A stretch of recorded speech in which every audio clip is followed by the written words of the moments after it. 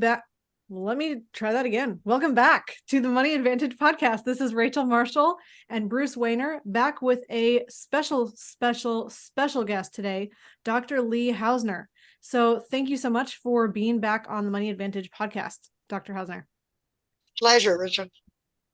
That's awesome. So Bruce, before we get started, what we really wanted to dig into today is Dr. Lee has done a tremendous amount of work in the space of helping wealthy families to leave inheritance as well, to prosper and flourish. And there's a lot of problems that can arise when you have families of means that are just going about their normal life and living life, and it can create challenges and frustrations and problems. So we're going to talk about that today. We're going to talk specifically about this book, Children of Paradise, Successful Parenting for Prosperous Families, that she's written.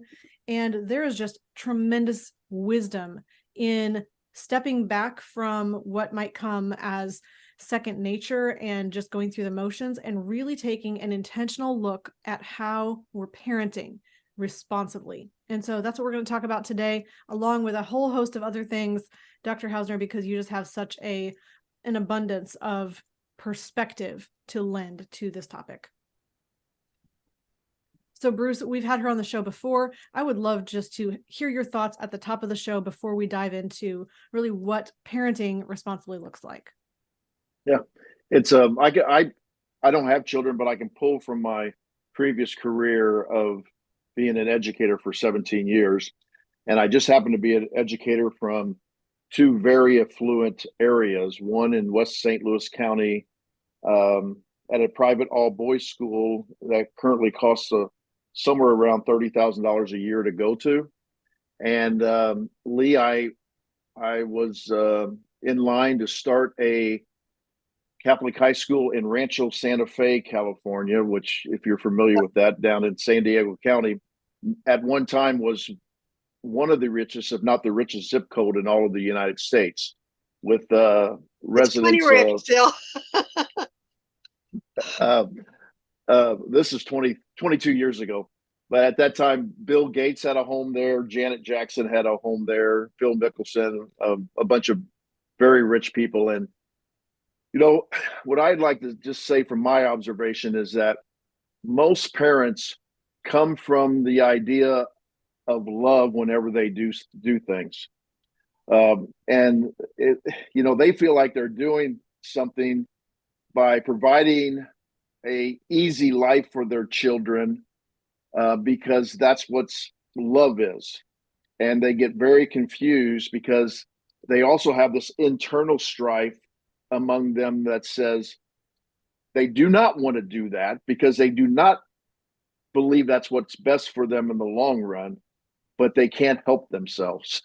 It's a very weird dynamic that I found in in those two affluent environments. And I may have mentioned this on the first show. I didn't go back and listen like Rachel did, but what I noticed my first week at the first school when I pulled up in 1986 in my 1978 Dodge Dart 5-speed that had a dent in the back quarter panel, the floorboard was rusted out, and the driver's side window was replaced with plexiglass because I was making about $18,000 a year. And within that first week, I get out of my car in the parking lot, and Matt Ricadio pulls up at age 16 on his birthday in a brand new Mercedes SEL convertible.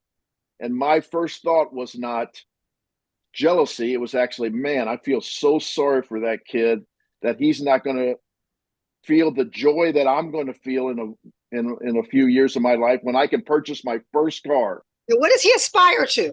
Where do you aspire when that's where you're starting? I mean, exactly. So that's the perspective I came from the entire time. And it's a challenge, but I want our listeners to realize, we do realize that you're coming from what you believe is love, a place of love.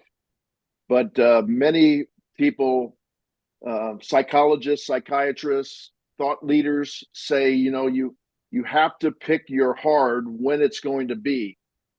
either at the beginning or at the end, because they're the difficulties that you have in your life. There's going to be difficulties that you have to overcome, and try to shield people from those difficulties may actually be just delaying their happiness further on in life. Well, there are two things, Bruce. It's funny, your story, because the joke used to be at Beverly Hills High School, there was a teacher's parking lot and there was a student's parking lot. And I got to tell you, it was dramatic. The teacher's parking lot was filled with the kind of cars you're talking about. The student parking lot looked like a high-end car dealership. Yeah. Convertibles and BMWs and Mercedes. I mean, and so it really is a question of, where is the aspiration? And we also know that having challenge in your life is what makes you stronger. It makes you resilient. And I think one of the real issues of wanting to do everything to make life easy for your kids is that then where do they ever develop the sense of resilience? And the individuals who err most in that are individuals who came from poor backgrounds. If you came from a poor background, you suddenly became wealthy. And I wrote that book. Obviously, I was a psychologist in the Beverly Hills school system. So I think I know a lot about wealth but all different kinds of wealth. Because I've said Beverly Hills is a very unusual district because there are really what I call four classes of wealth. You've got first generation wealth creators with all the characteristics of that first generation wealth creator. Then you have what I call the trust fundarians. These are second and third generation trust fund individuals living on the drip, drip, drip of the trust fund, often not doing anything. Okay. Then we had the entertainment industry. And I got to tell you, the entertainment industry is not just the movie stars. It's the sports figures. It's the directors. It's an industry of prima donnas. Everybody is a prima donna. The casting agents, the talent. Okay. And then I was there when the entire Iranian community left Iran and came into Beverly Hills. So now we're integrating a community that was very wealthy in their country and really didn't want to come here. They didn't say, oh my God, we're having this wonderful opportunity to come. They came because there was a little trouble over there and we're going to come hang out in Beverly Hills until it clears up there and then we're going back. Okay. So now, and they came with a tremendous amount of wealth and with an emphasis in the community of showing the wealth. I mean, that's really what you do in that. It's part of a cultural kind of a thing. I'm not making a value judgment one way or the other. I'm just saying it is what it is. So I really kind of was exposed to all these varieties of wealth. And I think the one of the big challenges, if you're a first generation wealth creator, you knew what it was like to press your nose against the glass and want that shiny new bicycle that you couldn't get it. So now your kid's going to get 6 bicycles. And when he breaks and wrecks one bicycle, you're going to run right out and get him another bicycle. And you're going to indulge with all the things that you wanted to have and didn't have, to make their life, in fact, better, without realizing that the reason you got to where you got, because you had discipline and you took the hard knocks and you were resilient. And when they knocked you down, you stood back up again. You were not a marshmallow kid. The marshmallow kids are what a marshmallow kid is? You punch them like a marshmallow and they fall over and they get a hole. Okay. So what we're really trying to do is, our children are coming into a very different kind of world. And they're coming to a world where you better have resilience. There's not a guarantee. No one knows that anymore. So the whole parenting model is, how do we create competent, confident, resilient individuals? Yes. And you don't do that by overindulging. And of course, if you don't have a lot of money, you can't overindulge. When you have a lot of money, you overindulge. You can run your interference. You can buy your way out of a lot of things. And the end result then is exactly the opposite of what you're trying to create. But I do agree, Bruce, that I've never met a parent who I felt tried to create chaos. They weren't saying, oh my goodness, how can I screw up the life of my kid today? They're devastated. Yeah. And you're only as happy in life as your least happy child. And that is a very important thing. It doesn't matter if you've got billions in the bank and you're sitting out of that in that drug rehab program, hoping your kid will make it through and be able to live. Doesn't matter with the money. Your life will be dependent upon the happiness of that next generation. And, I think that is why your book is so valuable, because there are lots of challenges and problems. And I'm just going to share a few out of the preface of your book, if I may. And these are the problems that we want to avoid. So then there has to be a process or a strategy or a system of putting things into our life to have good parenting that creates the relationship for kids to flourish. And so let's start with the problems. You said parents attending my workshops or coming to counseling sessions in my office are frequently confused, disappointed, and in pain over their children. They want to learn why their children are underachievers in school, seem to lack motivation and drive, appear unhappy and depressed, behave in a dependent and irresponsible manner, and are sometimes involved in various forms of delinquency or substance abuse. And then you said some parents relate to you that they're still financially supporting their offspring when they become adults because those youngsters can't simply not manage their own responsibilities on their income. And I think that is just a really quick way to encapsulate all of the challenges and problems that seem to be hard to avoid, but they're just laid out completely plainly here. The irresponsibility, the lack of initiative, the dependent on mom and dad, the irresponsibly using money or even squandering money or using it for corrupt purposes rather than for good. And so you have shown that it is possible to overcome those problems. And I think what you said about parents really loving their kids and wanting to do what's right, it's interesting how so many parenting strategies, especially the new parenting strategies, all the ones that crop up as generations say, well, we don't need the wisdom of our parents and our grandparents. We can create new ways of thinking and new ways of parenting, and those are supposedly going to create better, more well-developed and more rounded kids. I think that there's a lot of problems with things like grace-based parenting and a lot of the just talking about feelings and emotions instead of really just having true, honest conversations and listening respectfully, but still having boundaries and still being able to say no. And so let's just talk about what is the most important thing. Let's start there. What's the most important thing that we need to be able to have developed in our kids in order for them to be able to thrive and succeed? Well, whenever I talk about parenting, I'm talking about an umbrella. It's an umbrella of self-esteem. Now, self-esteem became, kind of an easy catchphrase of the modern generation, but self-esteem is defined. In order to have self-esteem, you have to feel I am okay unconditionally and I am competent. Those two things, I am okay unconditionally and I am competent, okay? So everything that a parent does, if they step back and say, did that make my child feel okay and competent, is how you judge this. Now, for example, how does a child develop competency? When they're growing up in a very wealthy family and they have maids and governesses and nurses, I mean, how did you learn to be competent? You learned to be competent because you had to clean your room and you had to make your bed and you had to clean the table and maybe you helped with the food prep and you took out the garbage. You did things. There wasn't somebody doing things, and young kids can develop to have responsibilities. And if you're in a middle-class family, you've got responsibilities because there's no one else that's there doing it. I mean, we have, young kids who took care of their younger siblings. And they had to babysit there. Both parents were working. They had to do food prep. I mean, all those kinds of things are what makes a child feel I am competent. So when we have all these other people around serving you, you don't develop those basic skills. Kids learned about money because there wasn't money. You didn't go on a vacation. And if the refrigerator broke down, you talked about it a lot. There was a lot of conversation about money. We can't afford this. And gosh, I hope maybe you can get a job after school. If you want money to go out with your friends, you're going to have to go. We're not giving you a generous allowance.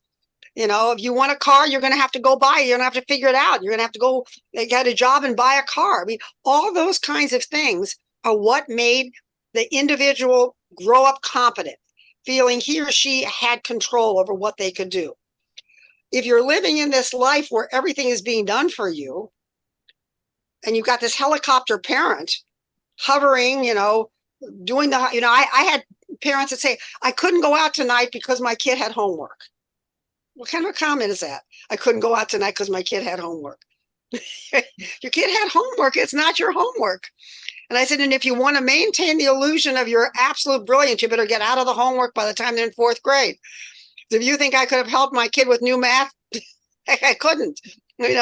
You want, and see that now, that backs up again in terms of competency about education. Mm-hmm. Okay. When you come from a wealthy, affluent family, what do you think you want to do about education? Where's your child going to go to school? Probably the very best, school. right? The very best. I want this kid now.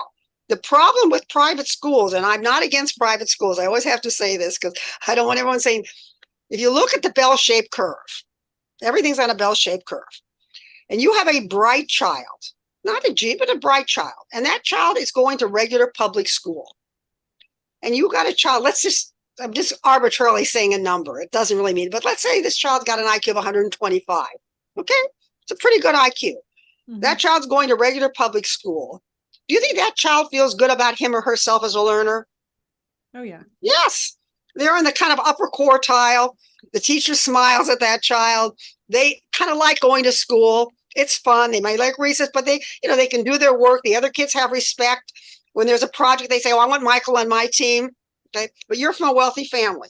So let me tell you something. Your bright child is not going to be there with the unwashed multitudes. So we whip that child off to the finest private school because we can afford it. But what they don't tell you about the private schools, because there's usually an entrance exam, it's not the normal bell-shaped curve. The private school has a skewed bell-shaped curve. Now, we have one private school here that I'm not even going to mention, but there's a tough exam to get in. So I would say that the lower part of that bell-shaped curve is about 120. And the upper range goes to 185. Okay. So what did you just do to that bright child who felt good about learning and was enjoying school? You put this child in that highly competitive environment, that child is not going to feel competent. That child, and we've had issues in some of the very tough private schools of a lot of suicide attempts, over drug usage. Adderall is wild out here in California. Everyone's on Adderall because that peps you up. Well, there's a craziness about that. And so how do we, and here's one of them, and a child's in school for 12 years. If they're sitting in a situation for 12 years where they never have a chance to really feel competent, do you see what that's doing ultimately their self-esteem? You think you're doing the best. And what I've also said to parents, you've got 3 kids. Maybe one kid is qualified to go to that school, but the others are not, but everyone's going to go there. I said, you got 3 kids, you may have to have them in 3 different schools. Your job as a parent is to put them where they thrive. And it's, I often tell a funny, in terms of thriving, I tell this because it was my own personal experience and I walk my own talk. My daughter was in the public schools. And when I moved to Beverly Hills, my children had a right to go to the Beverly Hills schools when I became the psychologist. We lived on the border in Westwood. And so she came in the 7th grade. And she was a gifted kid. Carrie was gifted and she was in an advanced math program. So when she came to Beverly, they said, well, we had a very gifted math in 7th grade. And they said, where should she go in math? And I said, well, I don't know. She's coming from a, accelerated math program. So they put Carrie, obviously, in the accelerated program at Beverly. Carrie's in that program for about 3 weeks. She comes to me, she says, Mom, I need a tutor. I said, no, you don't need a tutor.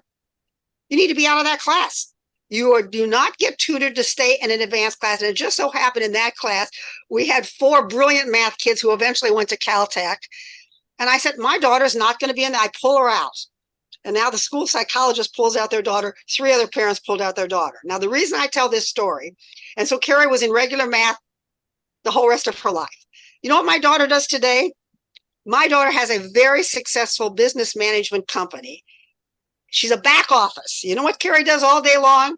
Addition, subtraction, multiplication, division, and some percentages. And I say the reason she's so good is that I never gave her a hang up in math. Could I force her to say, to be tutored in that class? Would she have ever really fully felt competent? if she was in that class, which was really above her natural abilities. So you put your child where the natural abilities lie. You don't try to manufacture something. Mm-hmm. Because if you do that, do you feel competent? No. And the whole goal is to make them feel competent, and that's how they'll be successful. I mean, that's just one example. Let's go so back I'm going to to, give. go ahead, Oh, Bruce. I'm sorry. I know, Rachel. I'm going to, because I experienced all this stuff. So Dr. Hausner, where do you draw the line between, that pushing a child to be all that they can be, and then overdoing it to the point where they feel bad about themselves, like you were talking about The right word you there? just used is pushing. You don't push a child to be, because you don't know all they can be. You do not know all they can be. And I will tell you, the goodies in school are for the kids that thrive. Your child wants to thrive. Your child wants to be the top student. Okay? They will work at the best of their ability. So your pushing is putting pressure. Okay? You don't have to push a child. What you do is you encourage them. And you have, I wrote the first book that I wrote was a book called Homework Without Tears. Okay. And my friend said, whose tears were you talking about? Were you talking about my tears or the kids' tears? Yeah. But I wrote that book because parents were making their kids crazy with the pressure. And I said, there are things that you need to do as a parent around learning. First of all, I talked about a designated study time every single day, that your child comes home and doesn't say, I don't have any homework. If they don't have any homework, you know what they do during designated study time? Read. Exactly. They read. We homeschool. So that was my answer, because that's what we do too. So if in fact we have a 45 minutes, let's say, designated study time every day, do you think they're going to do their homework during that time? Yes. If not, they're going to have to read. So we're disciplined the fact that we do what we're supposed to be doing. All right. Now, if a child is really struggling in some way, I'm not against getting some tutoring. But I'm concerned that tutors are not there to spoon feed your child. A tutor is there to help a child learn. A tutor is there to teach a child how to fish.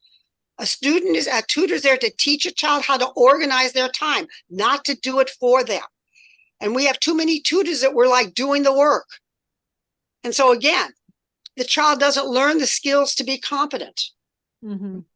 If a child has a learning disability, we have to attend to that fact that there's a learning disability, and we have to get the proper medication, or we have to do the proper programming within the school environment to accomplish that need.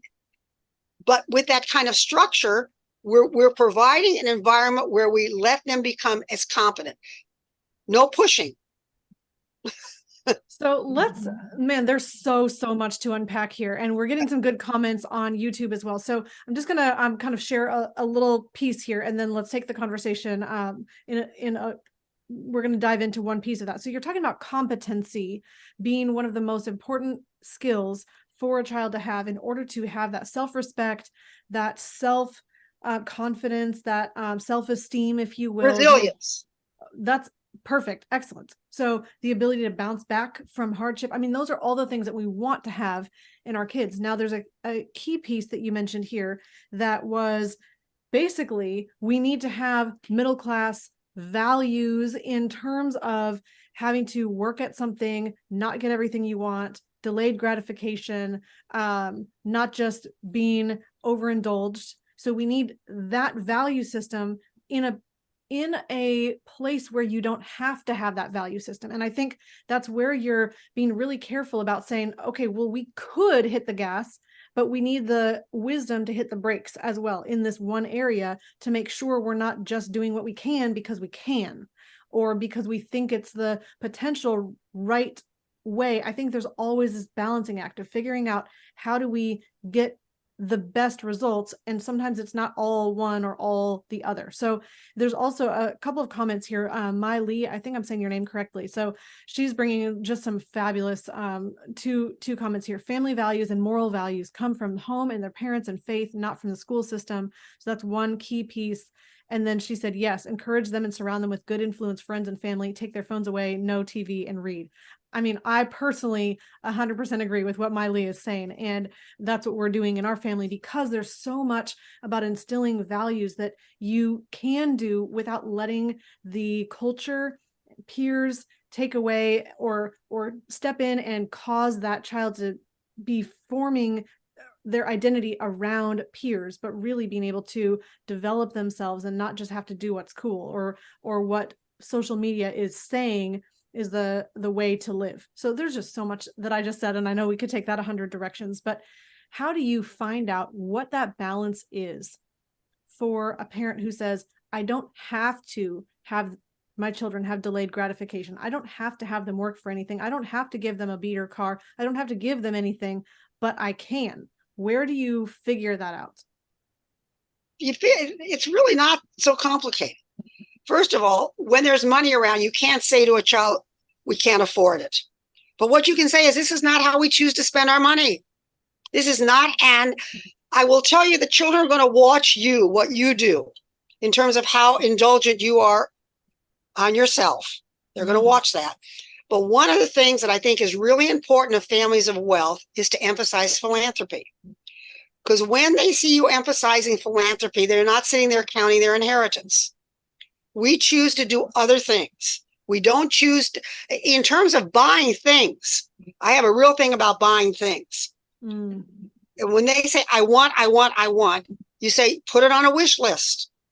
I never, ever give in to I want on demand. Never. I'm going to say that, you shouldn't do absolutes, but I would say never. I want this. Well, you can afford it. So you know what? What's the big deal? I'll get them that. No. I want goes on a wish list. And we visit the wish list maybe on a birthday or a holiday, or maybe a child did something really wonderful. You went away for a vacation. When you came back, whoever was taking care of your children said, Michael was so great to his sister. He was so helpful. You say, Michael, you earned the right to go to the wish list. Okay, now we're earning the right to do that. But we do not indulge upon demand. Now, that is one thing that parents, I can afford to do it, so why shouldn't I do it? Why shouldn't you do it? Because we don't have delayed gratification. What's the importance of delayed gratification? Anybody that ever achieved, I speak a lot to, I'm very, in the family business succession is a big part of my practice. So I'm speaking to entrepreneurs who created businesses. And when I do that, I walk out into the audience and I'd say, tell me about your business. And they tell me about your business and what's it like, blah, blah, blah. I said, how long were you nervous about it? A good entrepreneur would say, until the day I sold it. Okay? I'm still nervous. Yeah. The person went into this business and worked under stress and didn't give up and didn't walk away and made it successful. So, but when you overindulge, when the going gets tough, they go shopping. It's that simple. They don't stick with the task. They try this and it was too hard and they drop out, and they try this and they drop out. And so what they become is grazers in life. And where you really build self-esteem is when you step back and say, look at what I did. And when you accomplish something, it isn't always easy at the beginning. Yes. You have to stick with that tough, frustrating, aggravating. You may not get it, you're in chemistry and it's hard and I can't get it, but you stick with it and suddenly the light opens up and you say, wow, look what I did. It's always about letting them find out what they can achieve. So even though you can make it easy for them, every time you make it easy for them, you take away an opportunity to build resilience. That's how I want you to think about it. When you make it easy, how are they going to be resilient?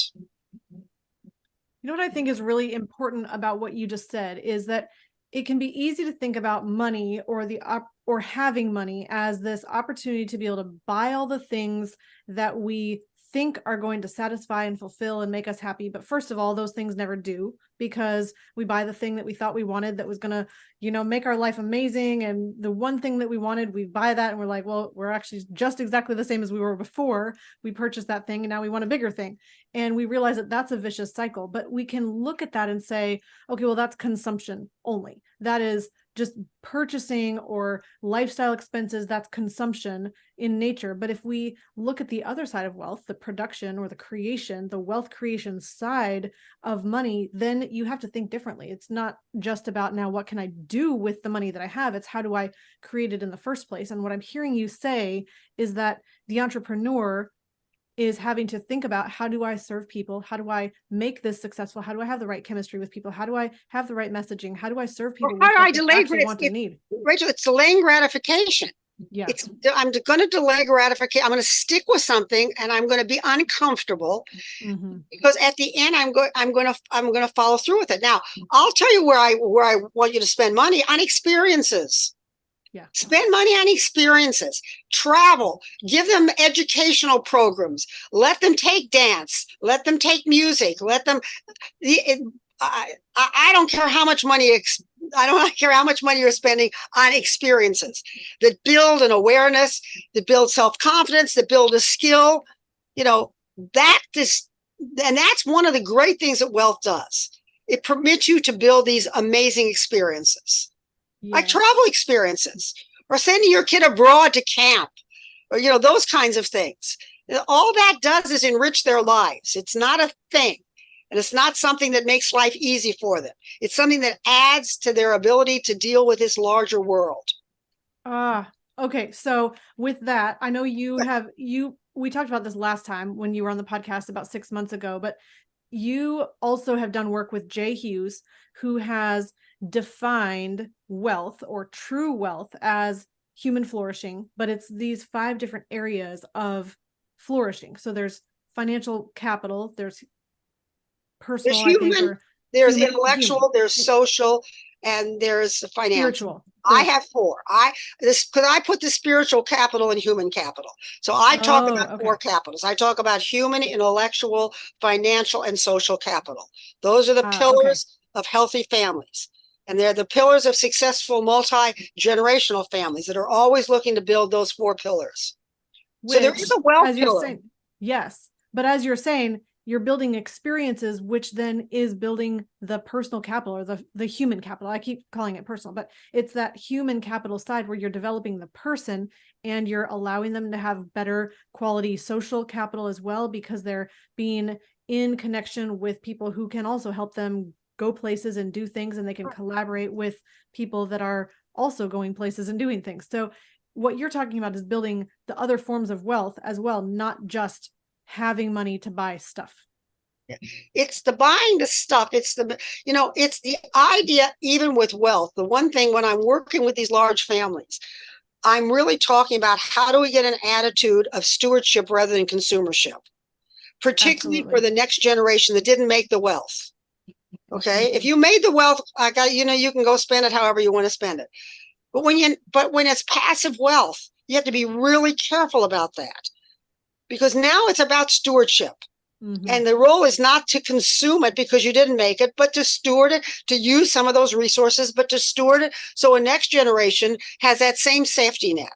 I want you to look at that wealth when you're talking about generation 2 and 3 and 4 as a safety net. It's a fabulous safety net that you've got that other people won't have, but it's only a safety net. It's not the net. It's not the end all be all.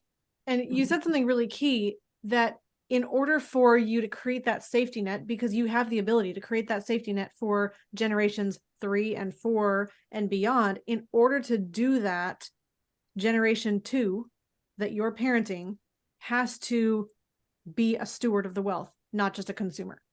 Otherwise, or you put your wealth in a dynasty trust, which provides, resources for multi-generations. That's excellent. And I was actually, in listening back to the last conversation we had with you, you mentioned having well, I just lost my train of thought, but this idea of having capital that, passive wealth, your title of passive wealth. Can you explain what you mean by that? Passive wealth that you're handing to your children. Passive wealth is wealth that your kids are going to inherit. That's passive. They didn't earn it. It came through an inheritance, and that's what I call passive wealth. And when I'm working in the areas that I'm working with, I am really concerned with passive wealth in two areas. I'm concerned with the amount of passive wealth that we are transferring to any one individual, and the timing of the passive wealth. Mm-hmm. You know, when a 21-year-old is going to get a major inheritance, I have to say the motivation to really be creative on their own gets seriously compromised. So I am very careful when I'm working with families or structuring about what we're doing with this passive wealth, how much and when. Mm-hmm. There's certain trigger points that I certainly let passive wealth come out. Education, for example. I'm going to give you as much education as you want. There's passive wealth. See, I'm tough with you. I should go back and say this because my son makes a joke. He says, when my mom comes in as a consultant, it's bad for the inheritors because I don't want major passive wealth before 40. Mm-hmm. Having said that, there's trigger points where it comes out. I certainly, all education. I have passive wealth coming out to buy a first home, maybe, you know, a down payment on a first home. I am very big on the family bank, where you create a family bank so that when you have young members of the family that have an idea and they're entrepreneurial and they can't go to the bank and get money, there's this family bank concept, which falls under that financial capital. Yeah. I certainly, for anybody that's handicapped, you know, there's passive wealth. That's a whole different thing if we're talking about a handicapped child. And then there's a thing that I call the launching pad. You have a child who gets educated and goes to New York and gets a job in publishing for $65,000 a year pre-taxes. Are they going to have a tough time living in New York? Mm-hmm. Yes. So I've got this launching pad concept where our parents can help them when they're launching. We're not launching when we're at home lying in bed saying, I don't know I can't get a job. That's not the launching pad. The launching pad is they're actually starting their career and they're really doing something, but you know, they're tough, those first jobs. So I've got that passive income coming on the launching pad. So as tough as I am about, I'm just being thoughtful about when we are giving money that somebody didn't earn. It's the whole concept. I mean, every family is unique and every individual is unique. And when we're structuring when the passive income comes out, it's not a vanilla folder. Yes. Because I'm looking individually at what the needs of that particular child may be and where passive wealth will be a benefit and not a deterrent. Well, go ahead, Bruce. The trustee has to be a lot of wisdom. Yes. Now, within the trust, there's going to be guidelines, but just like you said, there's no like one game plan for every family. So that trustee has to have wisdom along the way. Example, the first thing I thought of when you said launching pad is how long's the runway on that launching pad? You know, do you continue to pay the difference and all they do is stay at the $65,000 a year job for 5 years, 10 years? Do you say, hey, the launching pad is over after 10 years, or do you just use wisdom and figure out the situation? How do you approach that with families? You know, Bruce, it is really wisdom. And you just brought a very important point about the role of the trustee. Probably the biggest challenge right now among families of wealth is, who do I pick as a trustee? Because that trustee does have to have judgment on a lot of things, because we're not doing a vanilla folder. We're talking about individuals and individual needs. And if somebody is staying at the $65,000 job for 5 years, I kind of wonder what's going on. You know, are they working hard? Are they not working? Is this the right field for them? Do we have to help them get coaching and mentoring? You know, what else is going on? See, I would let a lot of passive income come out on coaching and mentoring. If that was going to be valuable. Okay, that falls, you know, on those four. If we're talking about the four capitals, I should break down a little bit what is in those capitals. When we talk about human capital, this is all the stuff that's in human capital. It's how you parent, how you grandparent. It's how you communicate effectively. It's how you deal with conflict. It's morals, it's values, it's ethics, it's leadership, it's team building, it is spirituality. All of that. And anything that we're doing to learn and to increase our ability, and that's a deposit in your human capital account.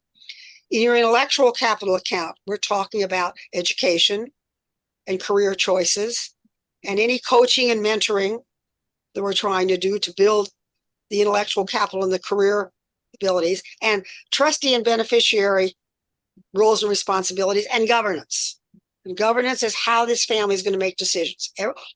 Everything we learn that's intellectual. Financial is how we make money, how we manage money, how we invest money, financial parenting, all the family business issues, the psychology of money, figuring out what money is meaning to you, all of that. And that's a whole education process. That's all under financial capital. And social is everything we do to make the world a better place.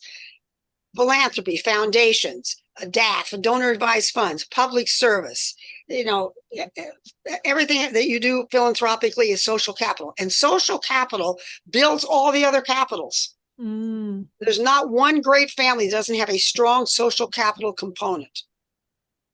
That's fascinating.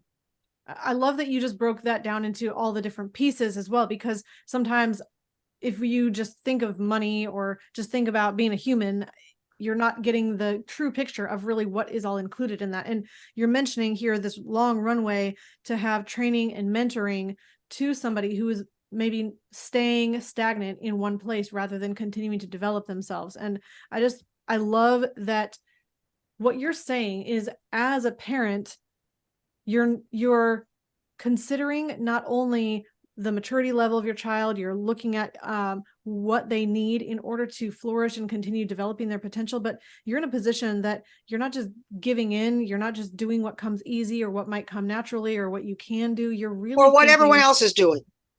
You're not hooked up that everyone else is doing this. Yes. Everyone else is because you have vision. Because you have vision. And really, I mean, having vision is a thing where you know where you're going, you know what your end goal is, and then you're lining up your actual life to be able to accomplish that end goal. And if the end goal is successful, flourishing children who train their children in a way that they can allow your grandchildren to be successful and flourishing, that's a completely different kind of parenting than this feels good, it's not going to arouse any conflict, they're going to like me tomorrow. I mean, those are not the right questions to be asking if you really want a healthy long-term family. I've always said that your children need parents, not tall pals. Now, you want to have a good relationship with your kids, but when you are consistent and you're fair and you're not arbitrary, you know what? Your kids want a good relationship. It is amazing. When I first came into this field and we would take kids out of abused homes where the kids were being physically abused and put them in foster care, you know what they wanted to do? They wanted to go back into their homes. And I would say, what do you mean they want to go back? I'm never going to want them to be in that house, because kids want to relate. They want to please their parent. You may think that they're trying to make you crazy, but they want the love of their parents. They're desperate for it. They will be desperate their entire life to hear a parent say, I love you. And you talk to successful adults who never could get those words from their parents, they are still hurting. Yeah. Oh, that's true. That's true. So parents would only remember that. They are not, their kids not going to start loving them because you said no, because you had limits. And they were fair and everybody understood them. And it's not dependent upon whether you're in a good mood or a bad mood. So good. Okay. So in the time that we have left, which we're really having great content here, and I wish I could talk to you for hours and hours and hours. But so in your book here, Children of Paradise, you really kind of break down, you said a 9-step system for affluent parents to improve their skills and inspire healthy values in their children. And I'm just going to read a couple of these, because I think what you're doing is you're touching on all of these 4 types of capital, but you talk about how to make the time with them count, how to hire help that's going to care for them while you're not with them. So probably nannies and things like that. Then you talk about how to avoid pressuring them to achieve and allow them to develop their own interests. You talk about how not to be over-involved or helicopter parenting and allow them to develop independence and their own competency. And I know from really digging into that portion of your book that you say requiring or allowing them to fail is a portion of allowing them to truly succeed, not preventing their failure. You mentioned how to listen effectively, how to talk openly and honestly, how to say no, how to teach them the value of money, and then having an effective discipline plan. So I'm not going to ask you to cover your entire book in the next 5 minutes, but can you just kind of pull out from that maybe some pieces that as parents right now, I have kids 12, 4, and a baby that is 5 months old. So, I mean, our listeners are going to be somewhere in these ranges. Maybe they're grandparents, maybe they're parents with kids still in the home. What are some really practical tools that you have for good communication and for good discipline for kids? Right. Rachel, the communication is this whole workshop. But let me talk quickly about discipline, because I think that's a real issue for parents. Mm-hmm. And particularly when you get married, you never say to the other individual in this relationship, how are you disciplined? So you know what we get one person who's very strict and the other person who's like loosey-goosey. And so the person that's strict gets stricter because the spouse is loosey-goosey, and the loosey-goosey one gets more loosey-goosey because my poor kids have to be dominated by Mr. and Mrs. Tyra. Okay. I adhere to a whole discipline of natural consequences. And I think the rules are very clear. And when they violate the rules, there's a consequence. And they lose privileges. And sometimes kids have to realize what their privileges are. I know that when my kids were growing up, if I talked with twiddling the car keys or holding the telephone, I was very clear about what their privileges were and what would be the consequences. But yelling and screaming and insulting or physical punishment is absolutely not going to create the kind of product that you want. Now, physically, let me tell you, if you start hitting a kid and the kid comes to school with any kind of a mark, that has to be reported legally, and you are going to have protective services on your door. You know that, Bruce, from working in a school environment, right? Especially in California. And it's not even a question of you have to report. It's not even a question if you have any suspicion. You must report. And if you had suspicion, if I was working in the educational system and a child came with a big bruise and I saw that bruise and I didn't follow up on it and it turned out the child was being physically abused, I would be in trouble as a teacher who saw that and did not report. So it's really, being physical with a child is not the discipline. But natural consequences are very important. You do this, you lose a consequence. You're not going to go out with your friends. You're not going to be able to watch television. Give me the iPhone, give me the iPad. You lose those kinds of privileges and you don't get them back. You don't pick up your toys instead of yelling and screaming. You know what? If toys are on the floor, I'm assuming that you don't want them anymore. I'm collecting them and we're going to give them to Goodwill and do that one time. The child gets up in the morning and there's a yelling, the car's ready. Why aren't you ready? That whole thing goes on in the morning. You're yelling and they're yelling. You don't do that. You say, you wake your child up, you give them a kiss, you say, I'm going down and having breakfast. I'm going to give you the 30-minute call. And then whatever state they are in, they get picked up and put into a car. Let me tell you, do that one time and they're still in their pajamas and they have to get dressed in the car. They're going to get ready without the yelling and screaming and carrying on. You have to think, here are the rules of our household. And so if you break these rules, what are you going to lose? And you lose something that is important. That's the whole theory of consequences. And it's a very powerful theory. If you do poorly in your job, what happens? You get fired. Yeah. You get fired. Life is about consequences. So, the families that are clear about what the rules are and are consistent and use natural consequences are raising the kind of next generation that we want to see. And the kind of individuals that are going to be your lifelong friends, because this idea of friendship, when they're adults, you want that friendship. You're not parenting anymore when they're adults. Now, adult to adult, it's a whole different relationship. And even in terms of advice giving, my rule of adult to adult is you never give advice to your adult children unless you hear the 4 magic words. And the 4 magic words are when they come to you and say, what do you think? What should I do? What do you think? And without that invitation, you do not give advice. Everything, and obviously we can't go through your whole book, but I'd like to kind of end today with something I think could be very, very valuable, because what I've seen both in my past experience as an educator and then now working with high net worth individuals is a lot of people realize that they have spent a decade or more doing things wrong, and they realize they've raised an entitled person, and they want to change, but they don't know how to change. So what would you say to those kind of people? Because then they don't know how, or they don't know that they think it's too far gone. What would you say to those kind of people? It's almost like a 12-step program, you know.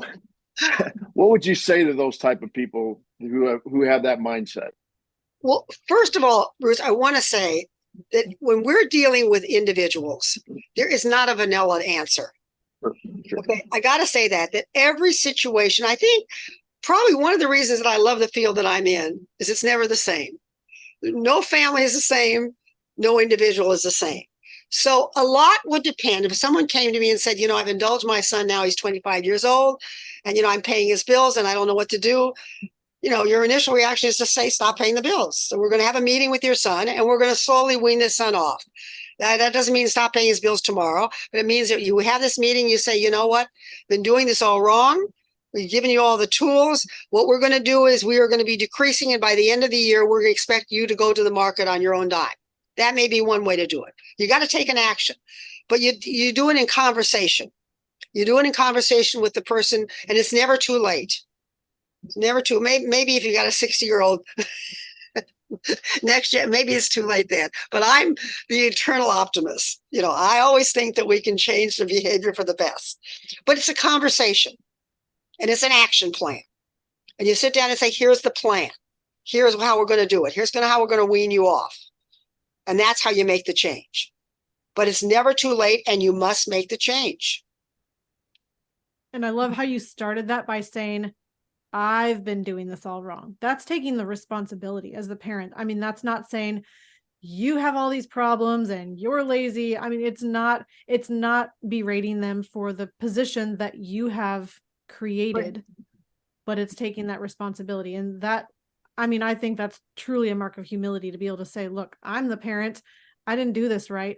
I screwed this up, and now here we are. And I am going to take that responsibility by saying, now I'm going to bear the pain as the adult, probably the older adult. I mean, we're probably both adults if you're looking back and realizing failings, but I mean, you're saying I'm going to be this person that takes the responsibility and says, okay, I'm going to take the pain of making the change.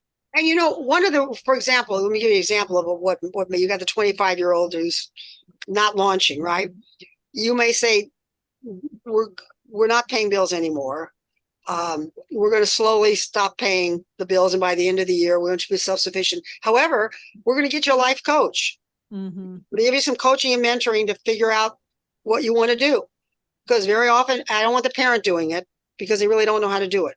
Because there are skilled professionals that can come in, and we're not talking about therapy. I'm not sending the kid to therapy. I want a life coach. I want someone very pragmatically getting this kid on a program. I'm not knocking that. I'm a psychologist, but everyone doesn't have to be a therapy. This life coaching is a much more direct, action-oriented kind of interaction. I'm much more comfortable with that. Maybe because I am a much more directive kind of consultant. But you're not just spending a lot of time talking about feelings and feeling better because we talked about the feelings and unearthing the feelings and going down below them and feeling the feeling. I mean, you're not doing all that. You're really saying, where do you want to go? How are we going to get there? Here's a plan, and I'm going to hold you accountable. I mean, I think that's probably the difference behind what's happening, right? Right. And you have to realize that bad things happened. And when they happened, and we can't undo the bad things. Okay. But we can say, okay, what can we do right now today? Mm-hmm. Where are the strengths and where's the skills we have today? Okay, your mother yelled, your father didn't love you, your older brother was favored. That's reality. Given all of that, how do we move forward? Now, sometimes they do need therapy. I am not knocking therapy, but I do like with the younger generation, it just can't get launched.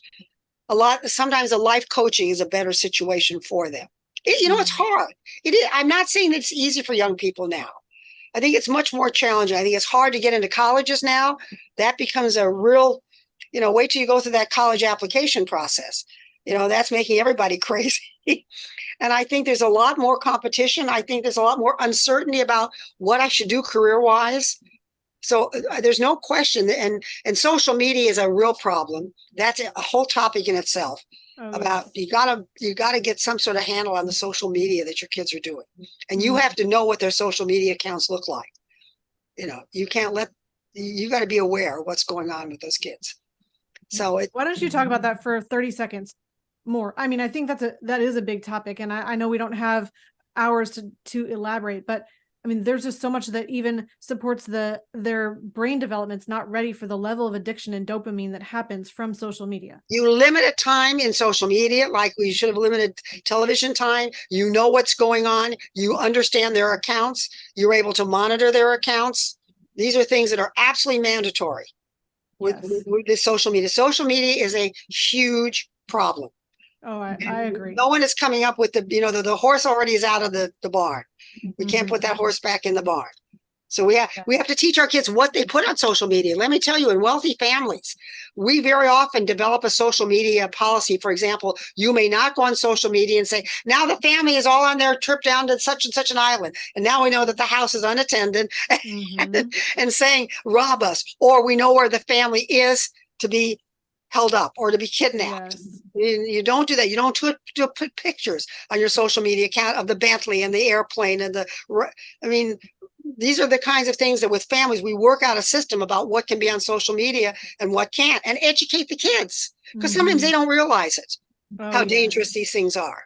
Well, and I'm just thinking about younger children as well, don't understand that not everybody who says they are so-and-so person with this profile picture is actually who they say they are. And when they share information, that doesn't mean that is true.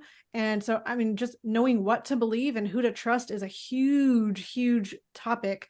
Miley, thank you for jumping in again. I mean, she's saying so much stuff here. I'll just share because you're probably not going to see this otherwise. So yes, see what the kids' maturity is. Yes, be a parent, not their best friend. Kids do like structure. I mean, I agree so much with this. I think that's why I'm sharing. No yelling, talk to them. She has 3 children, 22, 26, 20. Too many kids are on drugs and smoking pot and vaping, blaming our government. Don't let them on social media. Yes, parents pay for the cell phone and put out rules. I mean, I'm thinking from the perspective that I'm at, there's zero social media with my kids. We actually don't have TV either. So you're going to have you're going to know it all, right? You're in a very good place because you got young kids.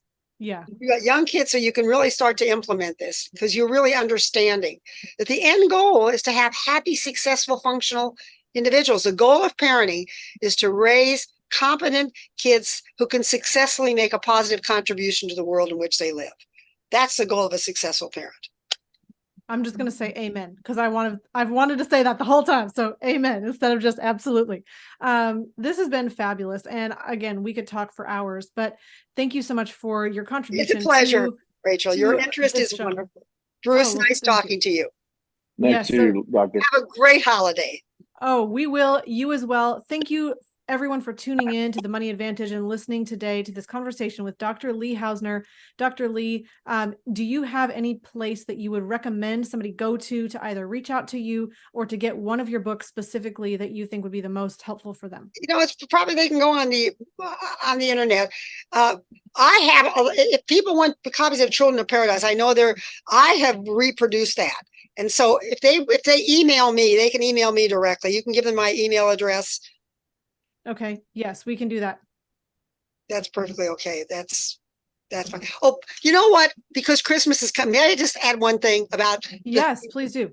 I had a rule in my household, and I've told when Christmas time is coming now with young kids, and they're going to get 15 new things, 15 old things have to be given away to kids who do not have them, to underprivileged kids. Whatever comes in new, that amount goes out. Okay. Oh, that's so awesome. So awesome. Have a happy holiday, everybody. Yes. All right. Well, in closing, if you want to talk about money and finances to get into a position of using and optimizing your wealth, you can talk to us at themoneyadvantage.com. You can book a call with our advisor team. And please remember, in closing, success leaves clues. So model the successful few, not the crowd, and build a life and business